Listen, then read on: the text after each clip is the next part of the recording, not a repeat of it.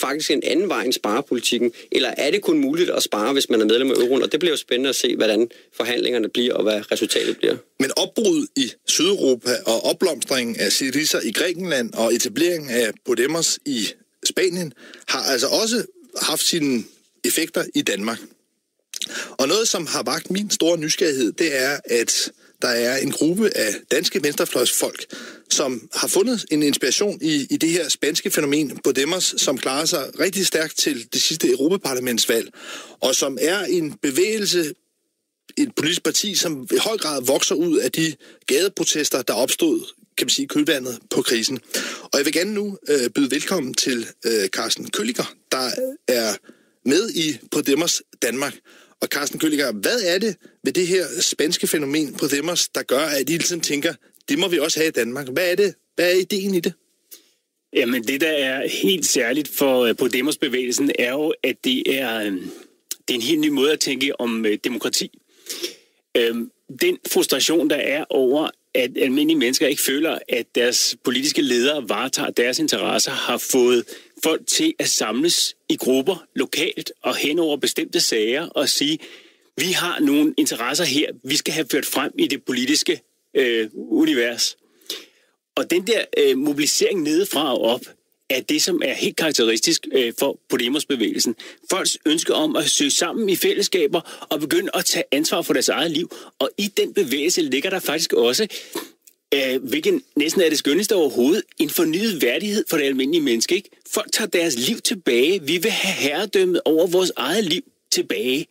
Og det er det, der ligesom bærer bevægelsen frem og gør, at det bliver demokrati, der vokser op nedefra, i stedet for det, vi har været vant til i rigtig mange år, med rigtig meget topstyring.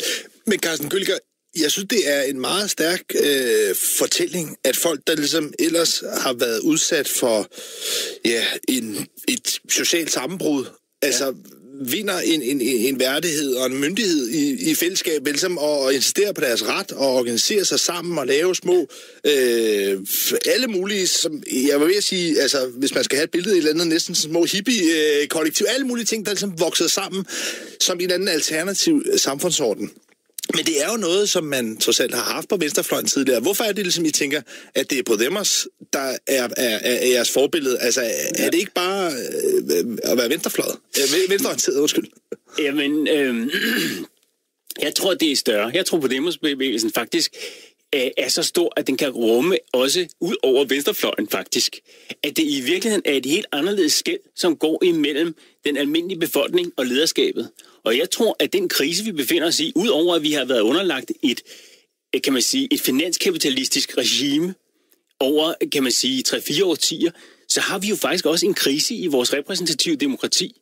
Folk føler jo ikke, at politikerne repræsenterer dem eller varetager deres interesser, og derfor, jeg tænker, at vi har med internettet og de nye muligheder, vi har for at forenes almindelige mennesker, og nye muligheder for rent faktisk at undersøge, hvad er det, der foregår.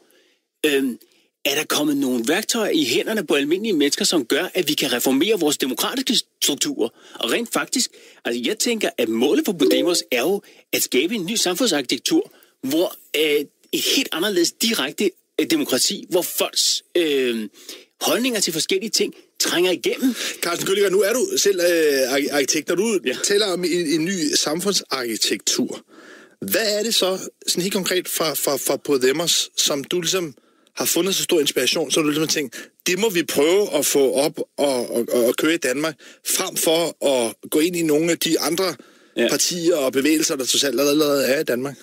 Jamen, jeg tænker rent faktisk, at de har gjort nogle erfaringer dernede, som vil være værdifulde for os her i Danmark også. Jeg tror, mange her i Nordeuropa tænker, at nu skal man lige ride stormen af, og så kan vi køre videre, som vi plejer. Men der er meget, der peger i retning af, at det er en dyb systemisk krise, vi står i, og at vanskelighederne kommer også til Danmark. Altså og derfor som de lande, som har været udsat i Sydeuropa, er på mange måder jo pionerer i retning af at gøre nogle erfaringer, som kan være værdifulde for os. Så den måde, man mobiliserer på, den måde, man organiserer, den måde, man... Men Carsten Kølliker, hvad er det, Podemos gør, som er så anderledes i forhold til, hvad Enhedslisten eller SF eller nogle små græsrodsorganisationer gør herhjemme? Jamen, det er, som jeg sagde før, mener jeg, at det er i den stærke lokale fundering, og det er insisteren på et demokrati, der vokser nedefra og op. Og der må jeg sige, i forlængelse af det, som de foregående gæster her også snakkede om, der synes jeg jo heller ikke, jeg hørte Syriza have det element, der hedder, at vi skal have et bottom-up demokratisk styre. De snakker jo om nogle nye løsninger, som er igen oppefra og ned. Og der ligger en grundlæggende forskel der, tænker jeg. Men nogen, der i hvert fald herhjemme også taler om et opgør med sådan den parlamentariske styreform og ønsker en større sådan aktivisme, det er den gruppering inden for Enhedslisten, der hedder Internationale Socialister.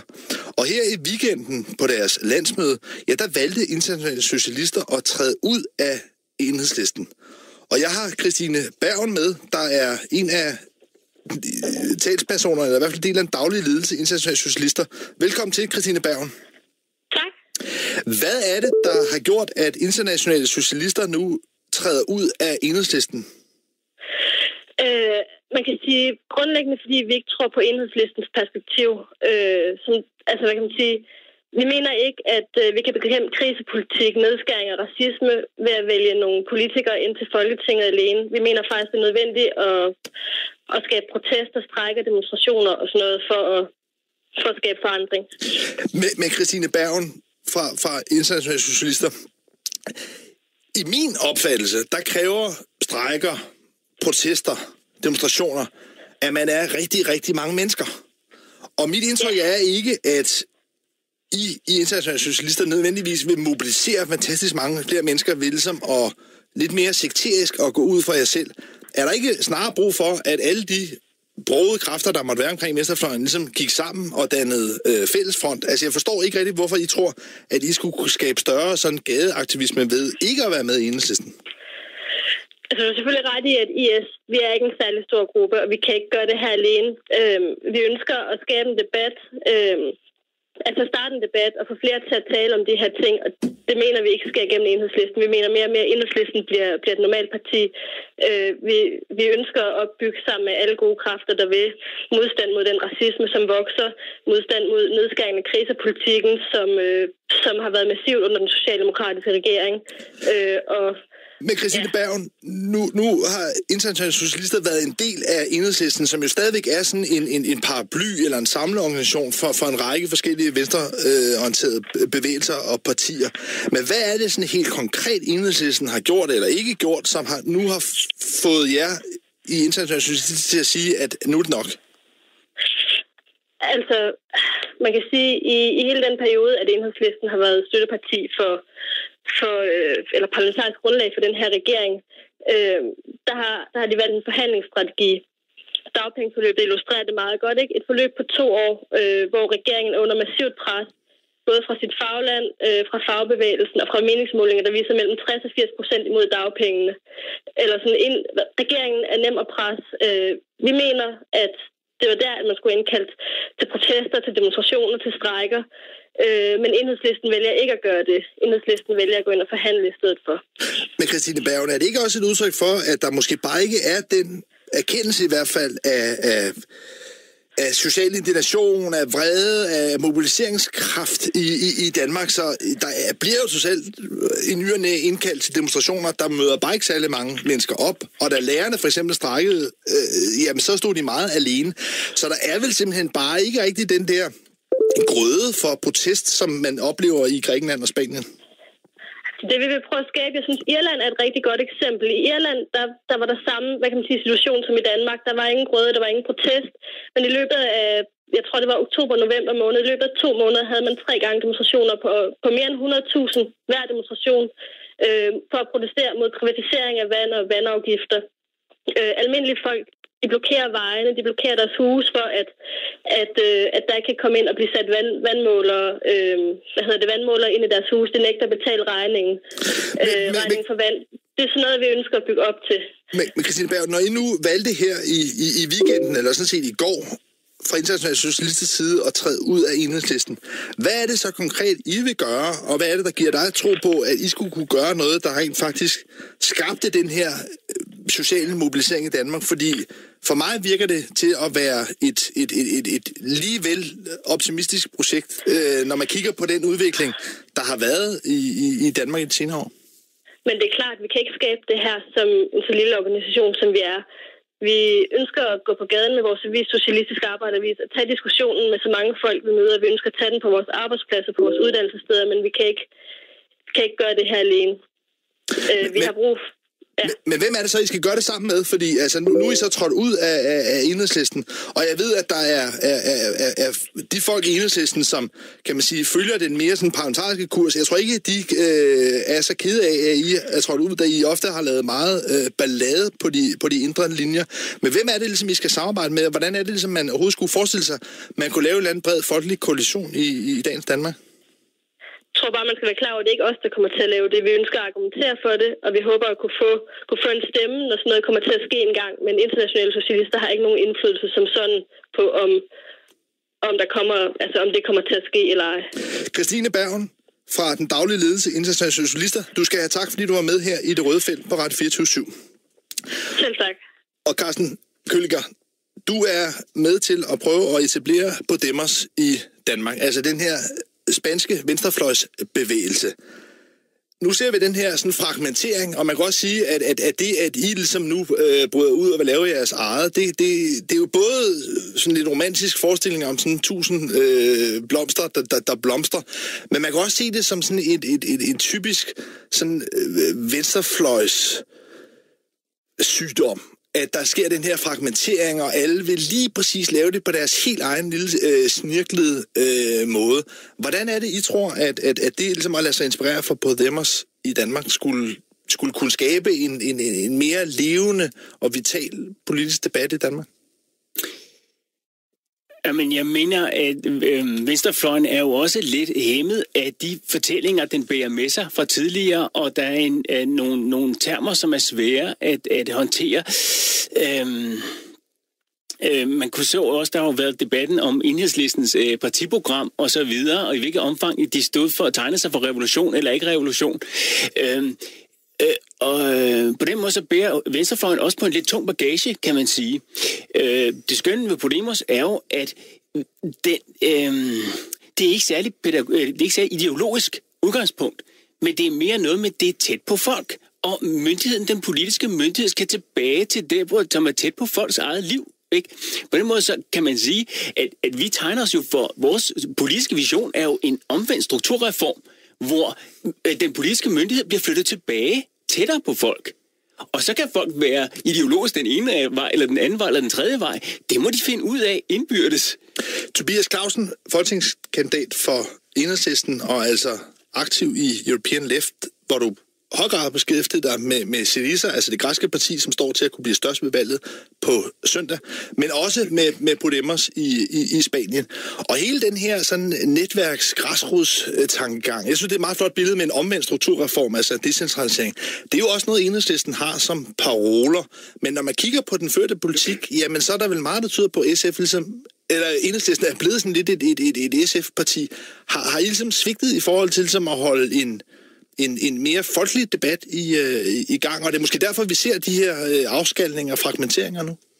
Nej, det er jeg ikke enig i. Altså, jeg synes i høj grad, at Enhedslisten stadig arbejder med, at vi gerne vil demokratisere samfundet. På samme måde som Syriza jo også gerne vil i Grækenland. Altså, de går for eksempel også til valg på at indføre, uddybe demokratiet i Grækenland, indføre muligheder for folkeafstemninger på vigtige centrale områder, politikområder, så befolkningen har en form for vetoret på nogle politikområder. Så det er jo klart, at det ligger hele vores grundvalg. Altså, man er bare nødt til at forstå, at Podemos er et udtryk for, at der har været nogle problemer på den spanske venstrefløj. Man kan sige, de har ikke været gode nok til, den traditionelle venstrefløj har ikke været gode nok til at indfange de bevægelser, der har været i Spanien, på samme måde som Syriza har været gode til det i Grækenland. Og derfor udspringer Podemos jo direkte af de her bevægelser, fordi der simpelthen er et politisk behov. Men Tobias Clausen, nu nævnte jeg før, at da lærerne, jeg sagde, strækkede, det er måske væsentligt at pointere, som en lytter også har sms'et ind, at de blev lockoutet, og det var altså arbejdsgiverne, de offentlige arbejdsgiver, der lockoutede lærerne. Men der så man jo den her arbejdskonflikt, hvor lærerne altså stod meget alene.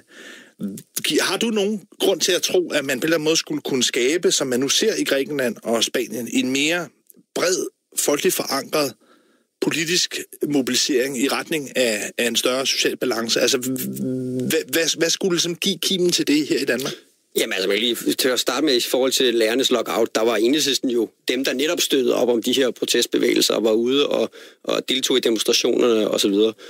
Så man kan sige, jeg synes, at Enhedslisten i høj grad er med til at støtte de bevægelser. Det er klart, altså den der idé om, at hvis Enhedslisten indkalder til en demonstration på Rådhuspladsen, så møder der 50.000 mennesker op. Den tror jeg simpelthen ikke på. Altså Enhedslisten har jo også behov for, at der er social bevægelse ude i det danske samfund, som kan være med til at presse i de politiske forhandlinger, for eksempel på dagpengeområdet, omkring finanslovsforhandlingerne og andet. Der skal man jo ikke tro, at de 12 mandater kan gøre det alene, og derfor er det jo netop, Enhedslisten siger, det parlamentariske ben kan ikke stå alene, vi skal også det udenomsparlamentariske, og det er jo også en høj prioritet for Enhedslisten i det arbejde, vi har. Carsten Kølliker, her kort til sidst. Hvad vil I ligesom gøre for at få nogle af de protestbevægelser, man ser i Grækenland og Spanien, til ligesom at bluse mere op og blomstre mere ud her i Danmark? Hvad er ligesom jeres plan? Ja, men vi arbejder med forskellige scenarier, afhængig af, hvordan tingene udvikler sig videre herfra. Fordi en ting er at skulle forholde sig til sådan, som tingene ser ud nu og her, men de kan jo skifte. De kan jo skifte allerede om en uge, når der har været valg i Grækenland. Så vi arbejder med forskellige scenarier. Men jeg vil også gerne også tilføje, at vi har jo også diskuteret, skal man hedde Podemos, når man er i Danmark? Selvfølgelig skal vi det, fordi vi rent faktisk, når du snakker om fragmentering, så taler vi jo faktisk om en forenet europæisk bevægelse, et redemokratiseret EU, kan man sige. Carsten Kølliker fra Podemos Danmark og Tobias Clausen, folketingskandidat for Enhedslisten. Tusind tak, fordi I var med til at tale om det grøde, der er på venstrefløjen i Sydeuropa, og den opblomstring af en mere sådan anti-autoritær folkelig bevægelse, som jeg synes er inspirerende. I næste time